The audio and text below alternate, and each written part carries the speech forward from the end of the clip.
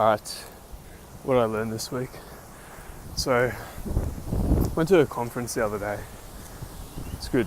Met quite a lot of interesting people. It's one good thing to do.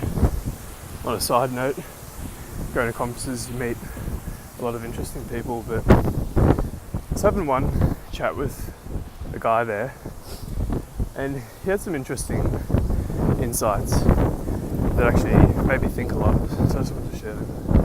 He's talking about, because he had kids, and he said that he used to struggle a lot in his relationships with his kids, being able to relate to them. He said he'd always come home from work and try and have a conversation with them or whatever, but he just wouldn't be able to find common ground, or they wouldn't really respond to what he was talking about.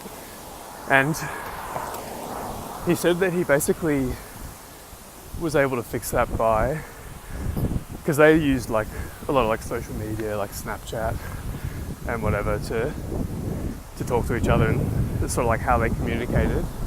And he said that he started getting on Snapchat and social media, and it actually really increased the level of communication, the amount of interactions, positive interactions he had with his kids. And it just it got me thinking about how it doesn't even have to be with your kids or whatever, but friends, colleagues, all that. Everyone has different ways of communicating. Sorry about the wind.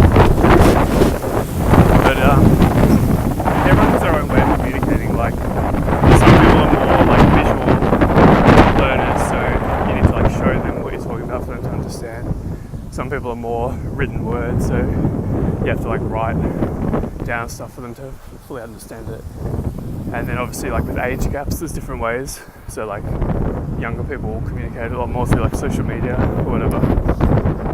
And so yeah, it's a good thing to keep in mind. There's people always communicate in different ways, so it's your responsibility as a person who's trying to get a message across to figure out how that person's going to best respond, and then communicating it that way. So yeah, I thought that was just an interesting insight. And the other thing I learned from the same guy was,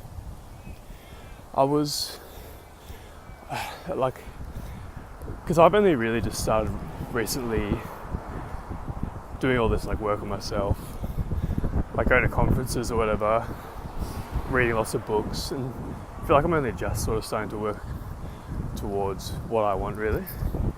And the other day I was kind of thinking about it, and I was almost getting disheartened because I felt in a way I'm too late. I'm 27 now. I was thinking, I wish I started doing all this stuff even 15 years ago, when I was still in high school. I'd be so much further ahead, blah blah blah. And we kind of got onto that topic when I was talking to this other guy, and I was saying how I felt I was a bit late to the party and wish I started earlier. And it kind of made him laugh because he was around 50, and he was saying how he only started doing all this stuff a few years ago, and he said that if only he could have started when he was my age, 27, he would have been so much more happier to have started then. And so it kind of just got me thinking about how reality is even if you think you're late, or it's too late for you to change your direction or start something new, reality is it's never too late, really. You're never too old to start again or try something different. It was just kind of good hearing him say that, being a bit older than me. It just made me feel it's not too late, and that I can still work towards what I want to do, which is always a good reminder.